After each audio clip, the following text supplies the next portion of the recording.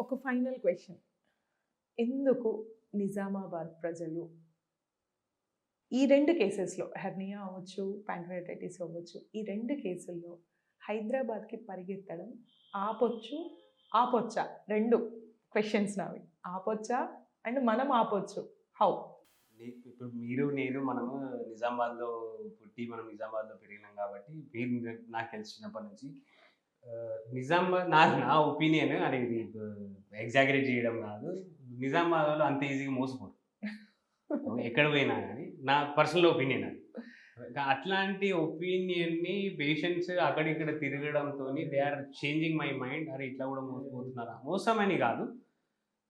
But అవగాహన అవగాహన లేకపోవడం. లేకపోవడం ప్రాపర్ వేలో తెలుసుకోకపోవడం వల్ల దానికి చాలా రీజన్స్ ఉన్నాయి. యాజ్ ఐ సెడ్ కొంతమంది ఏంటంటే మధ్యవర్తుల రూపంలో అక్కడిక్కడ తీసుకెళ్ళి, నాకు తెలుసని తీసుకెళ్ళి మళ్ళీ as I said so medicine వచ్చేసరికి ఎక్కువ సార్లు మనకు తెలిసిన వాళ్ళ త్రూ వెళ్ళడానికే ఎక్కువ ట్రై చేస్తాం.